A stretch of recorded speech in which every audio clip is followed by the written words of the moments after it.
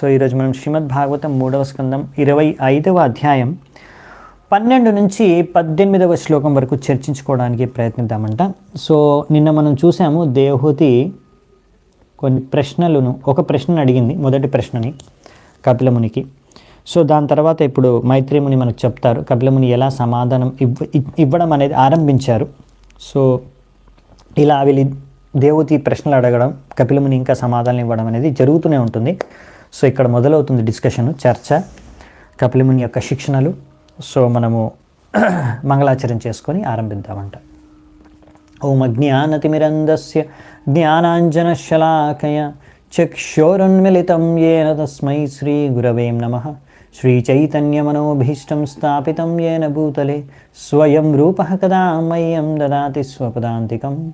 వందేహం శ్రీగురూన్ శ్రీయుతపదకమలం శ్రీగురూన్ వైష్ణవాంశ్చ శ్రీరూపం సాగరజాతం సహగణ రఘునాథాన్వితాం తం సజీవం సాద్వైతం సావధూతం పరిజనసహితం కృష్ణ చైతన్యదేవం శ్రీరాధా కృష్ణపాదాన్ సహగణ లలితా శ్రీవిశాఖాన్వితాంశ్చ నమావోం విష్ణుపాదాయ కృష్ణప్రేష్టాయ భూతలే శ్రీమతే భక్తివేదాంతస్వామినితి నామిని.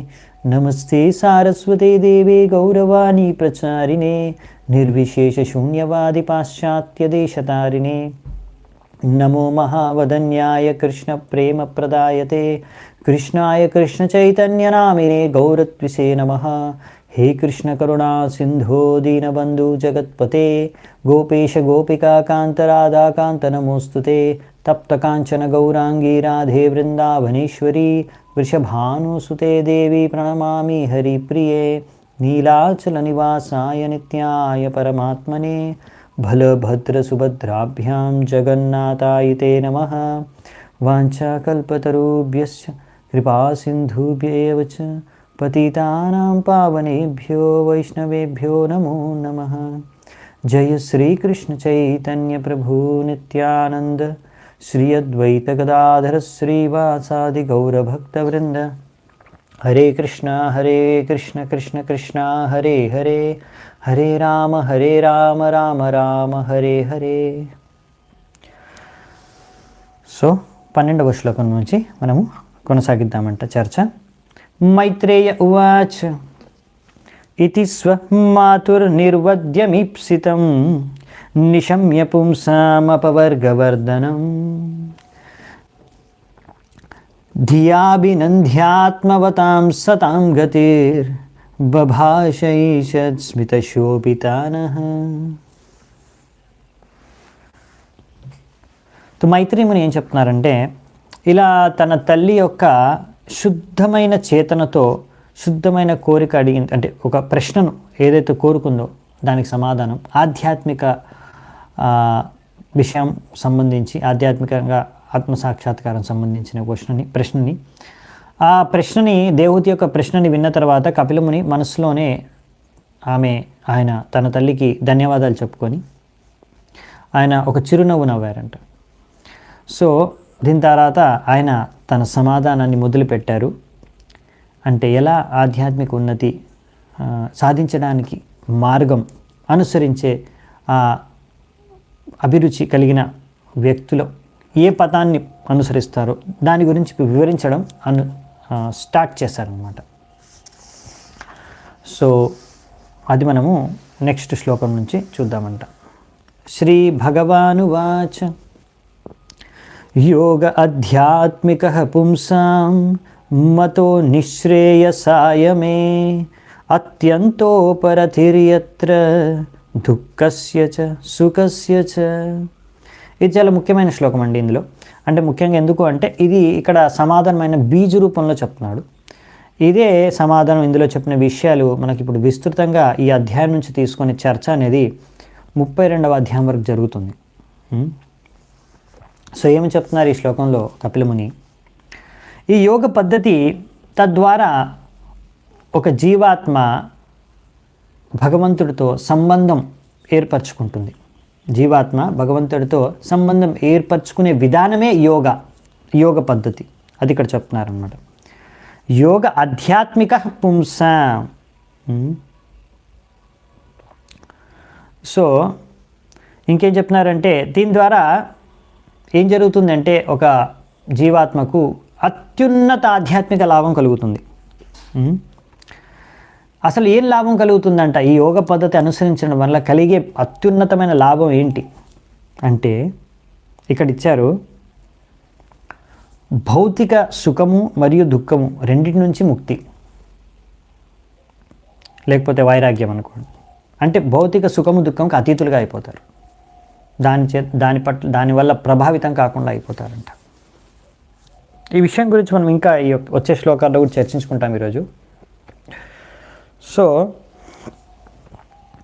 ఇది అసలైన యోగా పద్ధతి అని ఇక్కడ చెప్తున్నారు. మరి అంటే యోగా యొక్క పద్ధతి యొక్క ఉద్దేశం ఏంటంటే మిమ్మల్ని భౌతిక సుఖ దుఃఖాలకు అతీతులుగా మార్చేస్తుంది అన్నమాట.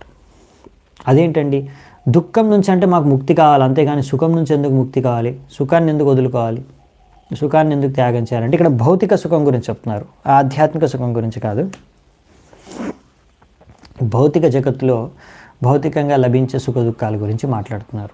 వీటి నుంచి మీకు వైరాగ్యమే అనుకోండి, ముక్తి అనుకోండి, లేకపోతే అతీతులుగా మారిపోతారు.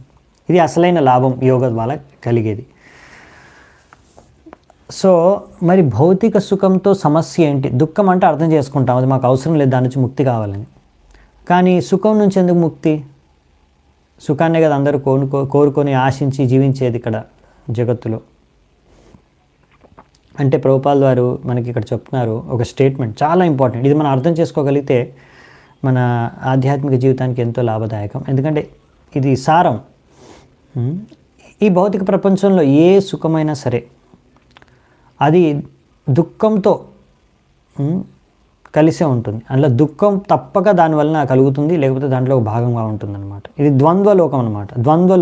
ద్వంద్వ అంటే రెండు ఉంటాయి. ఒక కాయిన్ ఉంటుంది కదా, హెడ్స్ టేల్స్ ఉంటుంది. ఒక కాయిన్కి రెండు వైపులు ఉంటాయి కదా, అలాగే అనమాట. అన్నిటికీ రెండు సైడ్స్ ఉంటాయి అనమాట. సుఖ దుఃఖం, సుఖానికి కూడా దుఃఖం సైడ్ ఉంటుంది అనమాట. అంటే సుఖం ఒక్కటే మీకు దొరకదు అనమాట ఈ ప్రపంచంలో. ఈ భౌతిక ప్రపంచంలో మీకు భౌతిక సుఖం కావాలి అంటే దాంతోపాటు భౌతిక దుఃఖాన్ని స్వీకరించాల్సిందే.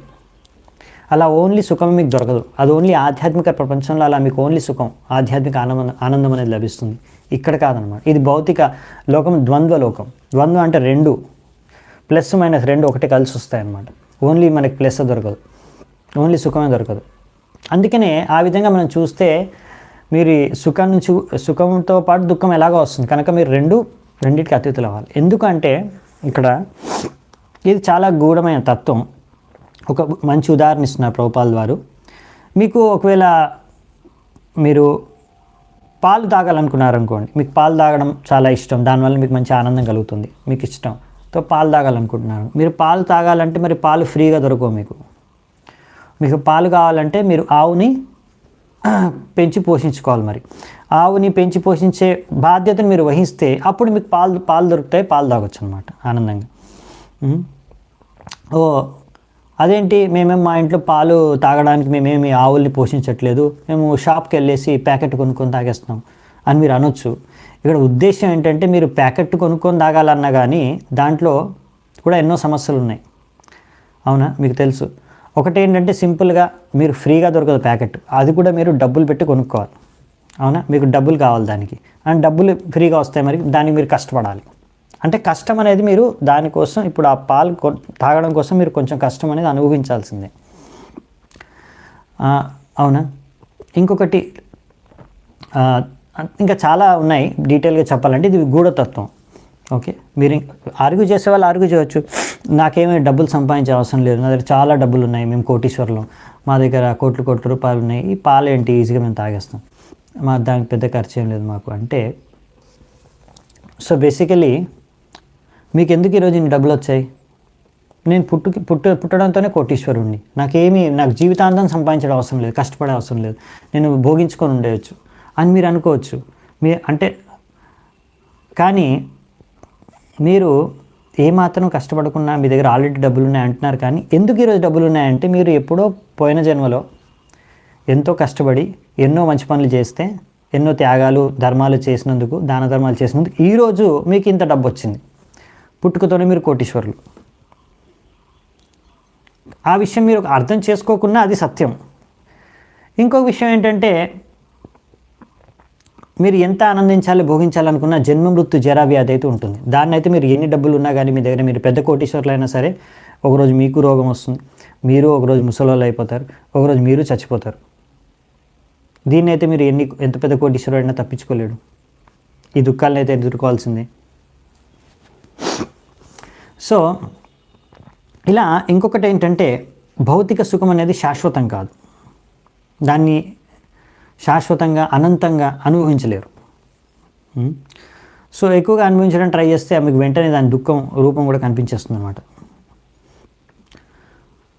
సో ఈ విధంగా ఏ సుఖంలో, భౌతిక సుఖంలో అయినా దాంతోపాటు భౌతిక దుఃఖం కూడా భాగంగా వస్తుందన్నమాట. మీరు దాన్ని అనుభవించాల్సిందే. అందుకనే ఒక విధంగా చెప్పాలంటే ఇదంతా కూడా, అందుకనే ఇది శాశ్వతమైనది కాదు కనుక దీని నుంచి మనము ఆధ్యాత్మిక ఆనందాన్ని పొందడానికి ప్రయత్నించాలి. అదే ఈ యోగా ద్వారా మనకి లభిస్తుంది. సో ఆ విషయాలు ఇంకా మనం చర్చించుకుందామంటే వచ్చే శ్లోకాల్లోంచి. తం ఇమం తే ప్రవక్ష్యామి యం అవోచం పురాణఘే ఋషీణం శ్రోతు కామానాం యోగం సర్వాంగ నైపుణం. ఇప్పుడు ఇక్కడ కపిలముని తన తల్లికి ఏం చెప్తున్నారంటే, నేను నీకు ఇప్పుడు పురాతనమైన యోగ పద్ధతిని చెప్తాను. పురాణగే ఋషీణాం శ్రోతుకాం. సో ఇది నేను చాలా పురాణ కాలంలో, ఎన్నో రోజుల క్రితం ఋషులకి ఈ యోగ పద్ధతిని నేను నేర్పించాను. ఈ యోగం సర్వాంగ నైపుణం అంటే ఇది అన్ని రకాలుగా ఎంతో నిపుణమైన యోగ, అంటే పర్ఫెక్ట్ అనమాట. బాగా నీకు పనిచేసే యోగ. నేను ఇప్పుడు చెప్పే పద్ధతి బాగా పనిచేస్తుంది, పనికిరాని విషయం చెప్పట్లేదు, పనిచేస్తుంది, పురాతనమైంది, కానీ ఈరోజు కూడా నీకు పనిచేస్తుంది. ఆ పద్ధతిని నువ్వు అనుసరిస్తే నీకు ఫలితం అనేది లభిస్తుంది అని కపిలముని చెప్తున్నారనమాట. ప్రభుపాదుల ద్వారా అంటున్నారు.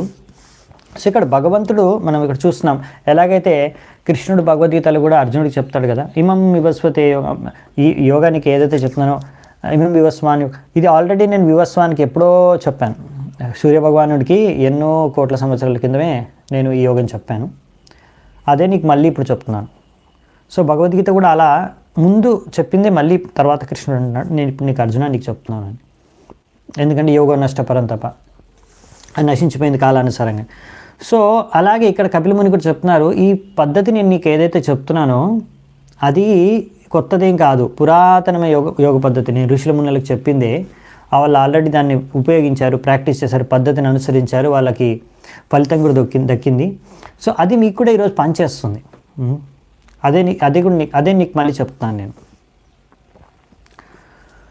ఇది ఎందుకు మనకి ఇంపార్టెంట్ పాయింట్ ఇక్కడ అంటే, చాలామంది ఏమనుకుంటారంటే పాత విషయాలు, పాత జ్ఞానం, పాతవి ఇప్పుడు పనికిరావు, పాత పద్ధతులు ఇప్పుడు పనికిరావు, ఇప్పుడు ఇది నూతన యుగం, నూతన కాలం, మోడర్న్ టైమ్స్.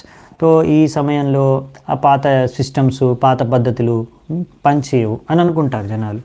అందుకే ఇవాళ రేపు ఏంటంటే అలవాటు ఏంటంటే జనాలకి పాతది అయిపోగానే కొత్తది కావాలి, పనిచేయదు కనుక అది అలవాటు అయిపోయింది వాళ్ళకి. ఎందుకంటే ఇవాళ రేపు అన్నీ అలా పనిచేయవు అనమాట కొన్ని రోజుల తర్వాత. అవి వస్తువులే కానీ, లేకపోతే ఇంకేమైనా ఆధునిక పద్ధతులే కానీ ఫ్యాషన్ అయిపోయిందనమాట. ప్రభుపాద చెప్తున్నారు ఇక్కడ, ఒక మంచి పద్ధతిని వదిలేసి ఏదో తప్పు పద్ధతిని, కొత్త పద్ధతుల్ని తయారు చేసుకొని కొత్త పద్ధతులను అనుసరించడం ఒక ఫ్యాషన్ అయిపోయింది. ఏదో కొత్తది కనుక్కొని కొత్తది చేయడం. కానీ ఇక్కడ ఏంటంటే అలా కొంతమంది యోగాలో కూడా, ఇది పాత ప్రాసెస్, కొత్త యోగా, మేము మీకు కొత్త యోగా నేర్పిస్తాం. యోగాలో కూడా చాలామంది ఇప్పుడు యోగా పేరుతో రకరకాల యోగాలు సృష్టించేస్తున్నారు అన్నమాట. మేము ఇక్కడ కొత్త రకం యోగం నేర్పిస్తాం, మీకు దీనివల్ల మీకు ఎంత లాభం కలుగుతుంది, ఆ పాత యోగా పద్ధతి పనిచేయదు అని కూడా చెప్తున్నారు అన్నమాట. సో ఇది కరెక్ట్ కాదనమాట. సో మనకి ఎలాగైతే ఇవి భగవద్గీత, భాగవతంలో చెప్పారో ఈ విషయాలన్నీ కూడా మనకి ఎన్ని కోట్ల సంవత్సరాలు గడిచినా కానీ ముందు కూడా పనిచేసేది, ఎప్పటికీ పనిచేస్తాయి అన్నమాట ఇవి. సో ఎందుకంటే ఇప్పుడు కూడా మనం మనుషులమే, ఇప్పుడు కూడా మనము రోజు గాలి పీల్చుకొని బతుకుతున్నాము, ఈరోజు కూడా మనము నీళ్ళు తాగే బతుకుతున్నాం, ఆహారం అన్నం తినే బతుకుతున్నాం. ముందు కూడా జనాలు అలాగే బతికారు, తర్వాత కూడా అలాగే బతుకుతారు. లేకపోతే ప్రతిరోజు ఇప్పుడు కూడా సూర్యుడు తూర్పు దిశలోనే ఉదయిస్తున్నాడు. ఇప్పుడు కూడా గాలి వీస్తుంది, వానలు పడుతున్నాయి. సో ఇప్పుడేమి తూర్పు దిశలో కాకుండా ఉత్తర దిశలోంచి ఏమి సూర్యుడు ఉదయించట్లేదు, కాలం మారిపోయిందనేసి. సో చెప్పాలంటే అన్నీ ప్రకృతిలో అన్నీ నడుస్తూనే ఉన్నాయి. సో ఇక్కడ మనం అర్థం చేసుకోవాల్సింది ఏంటంటే, ఈ పద్ధతులు ఏవంటే ఇలా అంటారు కదా, ఈ పంచేవని, అలా కాదు. ఇక్కడ మనకు చెప్పే ఈ పద్ధతులు భాగవతంలో కానీ భగవద్గీతలో కానీ విషయాలు ఇవి ఎల్లప్పుడూ పనిచేస్తాయి అనే విషయాన్ని మనం అర్థం చేసుకోవాలి. చేతః కాలవస్య బంధాయ ముక్తయే చాత్మనో మతం గుణేషు సక్తం బంధాయ రతం వాపుంసి ముక్తయే. ఇది చాలా మంచి శ్లోకం. అంటే ఎందుకు అంటే అర్థం చేసుకోవడానికి చాలామందికి కన్ఫ్యూజన్ ఉంటుంది. బద్ధావస్థ ఏంటి, ముక్తావస్థ ఏంటంటే చాలా ఈజీ డెఫినేషన్ ఇక్కడ కపిలముని స్వయంగా చెప్తున్నారు. ఏమంటే ఏ పరిస్థితిలో అయితే, ఏ స్థితిలో అయితే ఒక వ్యక్తి యొక్క చేతన 3 గుణాల పట్ల ఆకర్షితమై ఉంటుందో అది బద్ధావస్థ. ఎప్పుడైతే అదే చేతన భగవంతుడి పట్ల ఆకర్షితమై ఉంటుందో అదే ముక్తావస్థ. అది ఇక్కడ చెప్తున్నారనమాట. సో చాలా ఈజీ సింపుల్ డెఫినేషన్ అన్నమాట. అహం మమాభిమానోత్తైః కామలోభాదిభిర్మలైః వీతం యదా మనః శుద్ధం అదుఃఖం అసుఖం సమం. సో ఇక్కడ ఏం చెప్తున్నారంటే కపిలముని, ఎప్పుడైతే ఒక వ్యక్తి కామ మరియు లోభ, కామ లోభాదిభిర్మలై, ఇలాంటి మల అంటే కంటామినేషన్, కలుషితం, ఇలాంటి అనర్థాలు, కామ లోభ వంటి అనర్థాలు నుంచి ఎప్పుడైతే ఒక వ్యక్తి ముక్తుడైపోతాడో, ఈ అనర్థాలు ఎక్కడి నుంచి పుట్టుకొస్తాయంట? అహం మమాభిమానోత్తై, ఇక్కడ నుంచి ఉత్పన్నమవుతున్నాయి ఇవన్నీ. అహం మమ, నేను నాది, నేను నాది అనే నేను అంటే నేను ఈ శరీరం, ఇది నాది, ఇది శరీరానికి సంబంధించినవన్నీ నావి, నాకు ఇంకా కావాలి, నేను ఇంకా భోగించాలి, ఇదే కామం లోపం. సో ఇవన్నీ దీని నుంచి నాది నేను అనే దాని నుంచి ఇవి స్టార్ట్ అవుతాయి అన్నమాట. సో ఈ యొక్క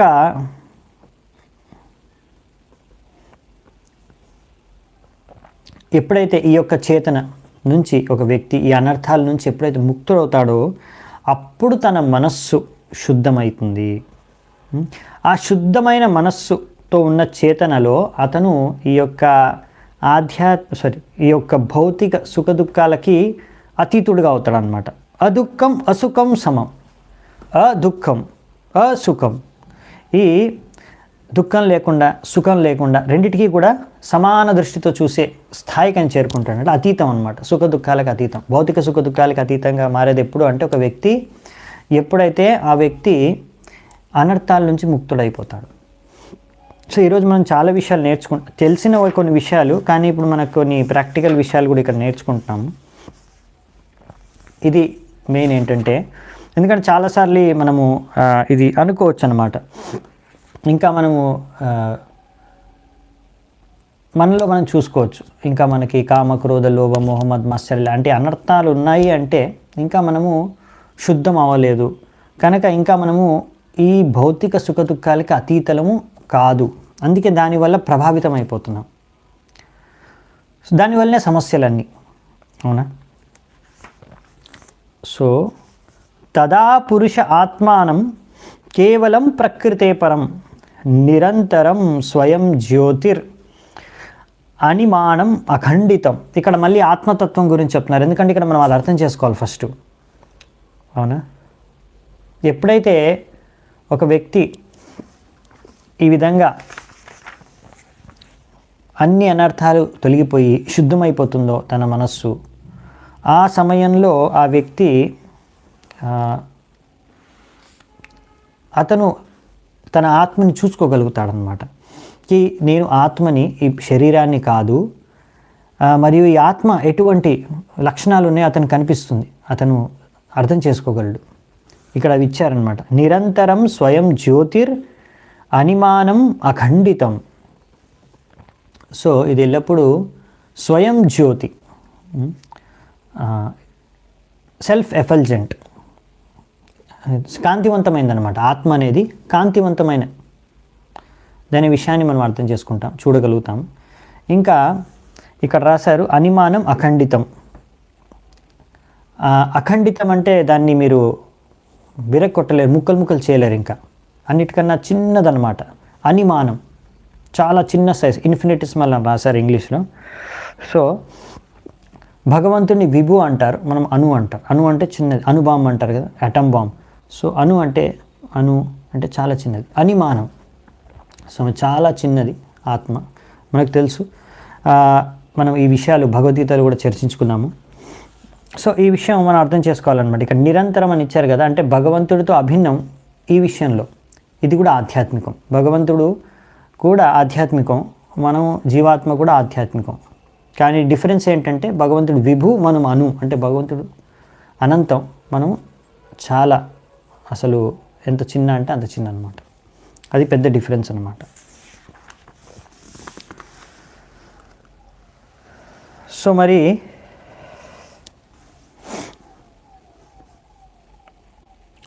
ఇదంతా ఎలా ఇప్పుడు మరి దీన్ని మనము ఈ భౌతిక అనర్థాలు కానీ, భౌతిక సుఖదుఖాలు కానీ, భౌతిక ప్రపంచం ప్రకృతి ద్వారా వచ్చే ఎన్ని రకాల విషయాల నుంచైనా కానీ మనము ప్రభావితం కాకుండా ఎలా అవుతాము, ఉండగలుగుతామనే విషయాన్ని ఇక్కడ 18వ శ్లోకంలో చెప్పారు. సో ఈ విధంగా ఒకవేళ ఒక వ్యక్తి అన్ని అనర్థాల నుంచి ముక్తుడైపోయి ఆత్మని చూసుకోగలిగితే, దట్ ఈజ్ ఆత్మ సాక్షాత్కారం. అది కలిగిందనుకోండి, అప్పుడు ఆ వ్యక్తి అలా ఆత్మ సాక్షాత్కారం కలిగిన వ్యక్తి ఏంటంటే ఆ విధంగా అతను జ్ఞాన మరియు వైరాగ్య ఉపయోగించుకొని, అంటే ఇప్పుడు ఆయన జ్ఞానం కలిగింది, వైరాగ్యం కూడా కలిగిపోతుంది. ఎందుకు చెప్పారు, అతీతం, సుఖదుఖాలకు అతీతం అని. సో ఆయన జ్ఞాన వైరాగ్యం అనేది లభించేసింది. భక్తియుక్తేన చాత్మన, జ్ఞాన వైరాగ్యయుక్తేన భక్తియుక్తేన చాత్మన పరిపశ్యత్యుదాసీనం ప్రకృతిం చ హతౌజసం. అప్పుడు ఆ వ్యక్తి అలా ఆ విధంగా భక్తి చేసుకుంటే, ప్రాక్టీస్ చేస్తే, అలా సరైన జ్ఞానంతో వైరాగ్యంతో భక్తి యోగను ఆయన అనుసరిస్తే, భక్తి యుక్తేన చాత్మన, అప్పుడు ఏం జరుగుతుందంటే పరిపశ్యత్ ఉదాసీనం. పశ్యతి అంటే చూడడం, పరిపశ్యతి అంటే మనం సరైన దృష్టికోణంతో ప్రతి విషయాన్ని అర్థం చేసుకోగలం. తద్వారా ఉదాసీనం అంటే ఏమాత్రం ఇటువంటి భౌతిక సుఖ దుఃఖాలకి ప్రభావితం కాకుండా అతీతంగా ఉండగలుగుతాం. తద్వారా మనం ఆ స్థాయికి చేరుకుంటే ప్రకృతిం చ హతౌజసం. ప్రకృతిం చ హతౌజసం అంటే ఏంటంటే ప్రకృతి ఏదైతే ప్రభావితం చేయాలనుకుంటున్న అటువంటి వ్యక్తి, అది హతౌజసం, దాని యొక్క ఓజ అంటే దాని యొక్క శక్తి ఖతమైపోతుంది అన్నమాట. అంటే ప్రకృతి ఎన్ని రకాల ఇప్పుడు సుఖ దుఃఖాలు ఇవ్వాలనుకున్నా అది ఏమాత్రం ప్రభావితం చేయలేదు ఇటువంటి వ్యక్తిని. ఎలాగైతే ఒక ప్రభుపాల ద్వారా ఒక ఉదాహరణ ఇస్తున్నారు, ఎలాగైతే ఒక వ్యక్తికి ఎవరికైతే ఇమ్యూనిటీ తక్కువ ఉంటుందో, వీకర్ పర్సన్, ఇప్పుడు మనం కరోనా ఎగ్జాంపుల్ తీసుకుంటే మనకు చాలా ఈజీగా అర్థమవుతుంది. ఎవరి ఇమ్యూనిటీ తక్కువ ఉంటుందో వాళ్ళకి వెంటనే కరోనా ఇన్ఫెక్షన్ సోకిపోతుంది, అవునా? సో కరోనా వైరస్ కీటాణులు అవి తొందరగా వారికి వ్యాధిని సోకించేస్తాయి, చాలా రకాల సమస్యల్ని ఉత్పన్నం చేస్తాయి అటువంటి శరీరంలో.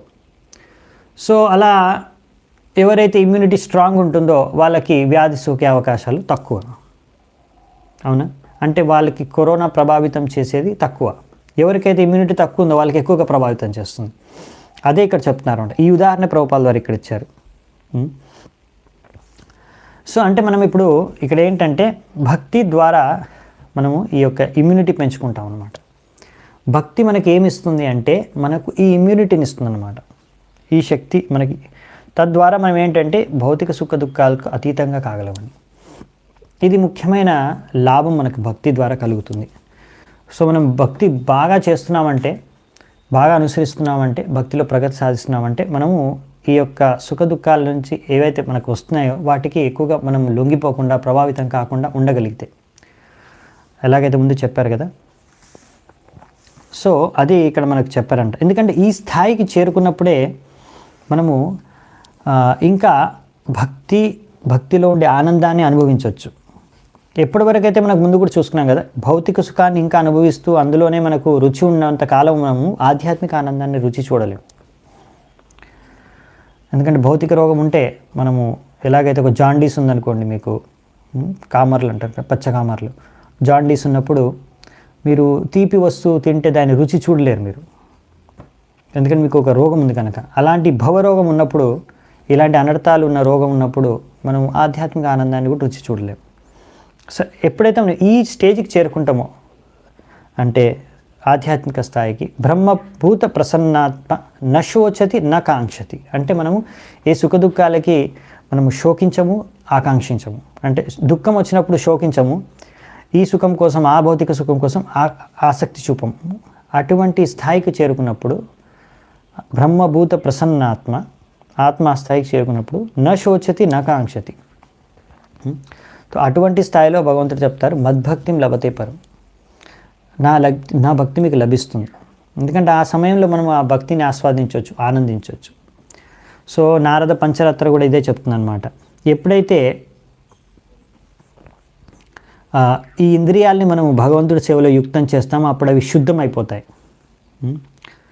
సో ఈ విధంగా ఎప్పటివరకైతే మనం ఈ భౌతిక భోగవృత్తి పట్ల ఆసక్తితో ఉంటామో అప్పటి వరకు మనం సంపూర్ణంగా శుద్ధ భక్తులుగా అవ్వడానికి అవకాశం లేదు అదనమాట. సో ఇదంతా మరి ఎలా జరగడం అంటే, మనము భక్తి యోగా ఇప్పుడు ఏదైతే మనం ప్రాక్టీస్ చేస్తున్నామో ఇదే పద్ధతి అనమాట. సో చాలామందికి అనిపిస్తుంది, అరే భక్తి అంటే మనకు ఆనందం ఇస్తూనే ఉండాలి ప్రతిరోజు. స్టార్టింగ్లో మనకి చాలామంది భక్తి మార్గంలో వచ్చినప్పుడు చాలా ఇంట్రెస్ట్, ఆసక్తి చూపించేసి బాగా జపం చేస్తారు, తర్వాత క్లాస్ కూడా వస్తారు, రెగ్యులర్గా టెంపుల్ కూడా వెళ్తారు, అన్ని సేవలు కూడా చేస్తారు, ఆనందంగా కూడా ఉంటుంది. ఎందుకంటే ఇప్పుడు వాళ్ళకి కొత్తగా అర్థమైంది, అరే ఇది నాకు చాలా ఇంపార్టెంట్, నాకు జీవితంలో దొరికింది. కానీ ఇంకా అనర్థాలు ఉన్నాయి, అవి మెల్లిమెల్లిగా బయటకు వస్తాయన్నమాట. అవి వచ్చేసి మీ యొక్క భక్తిలో ఉన్న ఉత్సాహాన్ని తగ్గించేస్తాయి. మళ్ళీ మీరు అటువంటి అనర్థాలకి లొంగిపోయి మళ్ళీ భక్తి నుంచి దూరం అయిపోతూ ఉంటారు. అప్పుడు మీకు అనిపిస్తుంది, అరే నాకు అంత రుచి లేదు, ఇంట్రెస్ట్ రావట్లేదు హరే కృష్ణ మహామంత్రం జపించడానికి, నాకు ఈ భాగవతం వినడానికి కానీ, చదవడానికి కానీ, మందిరంకి వెళ్ళడానికి కానీ, ఏదైనా సేవ చేయడానికి కానీ దేనిపైన ఆసక్తి కలగదు, ఇంట్రెస్ట్ వెళ్ళిపోతుంది ఈ అనర్థాల ప్రభావం ద్వారా. సో ఇదేంటంటే ఇది ఒక ఏమంటాం, ఇది రోగం మనకి, అనర్థాలు ఉన్నది. సో ఇప్పుడు మనం చేసే భక్తి యోగా ఏంటంటే ఇది మనకు మెడిసిన్, ఇప్పుడు మెడిసిన్, ఔషధం. సో మనము చేసే సాధనా భక్తి ఏంటంటే ట్రీట్మెంట్, మనకి ఇప్పుడు ట్రీట్మెంట్ నడుస్తుందన్నమాట. అలా ఒక్కొక్కసారి ట్రీట్మెంట్ నడిచేటప్పుడు కూడా అంత ఆనందంగా ఉండకపోవచ్చు మనకి, కానీ ఒకవేళ మనం ట్రీట్మెంట్ అయిపోయిన తర్వాత, మనం ఆ రోగం నుంచి ముక్తులు అయిపోయిన తర్వాత సంపూర్ణంగా, అప్పుడు మనము ఎప్పుడైతే హెల్తీగా అవుతామో అప్పుడు అసలైన ఆనందాన్ని అనుభవించవచ్చు. జాండీస్ నుంచి ఎప్పుడైతే మనము ఫ్రీ అయిపోతామో, జాండీస్ రోగం వెళ్ళిపోతుందో అప్పుడు అదే తీపి వస్తువు మీకు తీయగా కనిపిస్తుంది. చెరుకు రసం తాగడం మంచిదన్నమాట జాండీస్ పేషెంట్కి. చెరుకు రసం తాగితే జాండీస్ తగ్గిపోతుంది. కానీ జాండీస్ రోగం ఉన్నప్పుడు ఆ వ్యక్తి చెరుకు రసం తాగితే అతనికి అంతగా రుచి అతను తెలుసుకోలేడు, అతని తీపిగా రుచి అర్థం కాదు, ఆయనకి అది చేదుగానే కనిపిస్తుంది. కానీ ఎప్పుడైతే ఆ వ్యక్తి ఆ జాండీస్ రోగం వెళ్ళిపోతుంది, నయం అయిపోతుందో, ఆ చెరుకు రసం తాగి అతనికి వెళ్ళిపోతుందో అప్పుడు మళ్ళీ అదే చెరుకు రసం తాగితే అతనికి తీయగా అనిపిస్తుంది. అలాగే మన హరే కృష్ణ మహామంత్రం జపించడం కానీ, శ్రీమద్ భాగవతం క్లాస్ వినడం కానీ, భాగవతం చదువుకోవడం కానీ, ఇంకా ఏ భక్తిలో ఏ సేవ, శ్రవణం, కీర్తనం ఏదైనా సరే, ముఖ్యంగా ఇవి రెండే మన మెయిన్. సో ఇంకే సేవ అయినా సరే అందులో రుచి అనేది మనకి, ఆస్వాదన అనేది బాగా ఆస్వాదించగలం అన్నమాట. సో అందుకనే మనము ఇప్పుడు అర్థం చేసుకోవాల్సింది ఏంటంటే, ఇది మనం ఇంకా ట్రీట్మెంట్ మనది నడుస్తుంది కనుక ఇప్పుడు మనము మరి ఎలా మరి రుచి లేకున్నా అంతగా అయినా కానీ మనము భక్తిలో ప్రయత్నించాలి. ప్రతిరోజు నియమిత రూపంలో సాధన చేయడానికి. అదనమాట మనం అర్థం చేసుకోవాల్సింది. అప్పుడు మెల్లిమెల్లిగా రుచి వస్తుంది అనమాట. మెల్లిమెల్లిగా మనకు ఆసక్తి పెరుగుతుంది భక్తిలో. ఒక రోజులో అవ్వదు, కానీ మెల్లిమెల్లిగా అవుతుందన్నమాట. కానీ ఏదైనా సరే మనకి ఈరోజు మంచిగా అనిపించినా, వినాలనిపించినా, చదవాలనిపించినా, ఈరోజు హరే కృష్ణ జపం చేయాలనిపించినా, చేయొద్దనిపించినా, ఎలా అనిపించినా మనకు ఒక విషయం గుర్తుంచుకోవాలి. ఇప్పుడు మనం ఉన్న పరిస్థితి ఏంటంటే మనం ట్రీట్మెంట్ నడుస్తుంది కనుక ప్రతిరోజు మెడిసిన్ ఎలా తీసుకోవాలో రోగం నయమయ్యే వరకు అలాగే తీసుకోవాలనే విషయాన్ని గుర్తు చేసుకొని మనం తీసుకోవాలంతే. ఒక్కొక్కసారి మనకు ఆనందం కలగవచ్చు, ఒక్కొక్కసారి ఆనందం కలగకపోవచ్చు, ఏదైనా సరే. అప్పుడు అలా కన్సిస్టెంట్గా మనం తీసుకుంటే అప్పుడు మనకి ఫలితం మనం చూడొచ్చు అనమాట గ్రాడ్యువల్గా. సో ఈరోజు చర్చ ఇక్కడే ముగిద్దామంట. సో రేపు ఇంకా ఇంపార్టెంట్ అంటే భక్తి ఎలా సర్వశ్రేష్టమైనదనే విషయాన్ని కపిలముని బాగా వర్ణిస్తారు, ఎంత ముఖ్యమైనదో. సో అది మనం రేపు చర్చించుకుందామంట. ఈరోజు ఇక్కడే ముగిస్తాను. చాలా చాలా ధన్యవాదాలు. శ్రీ ప్రభుపాద్ కీ జై. గ్రంథరాజ్ శ్రీమద్ భాగవతం కీ జై. సమవేత గౌర భక్త వృంది కీ జై. నితాయ్ గౌర్ సితనాథ్ ప్రేమానందే హరి హరి బోల్. శ్రీ ప్రభుపాద్ కీ జై.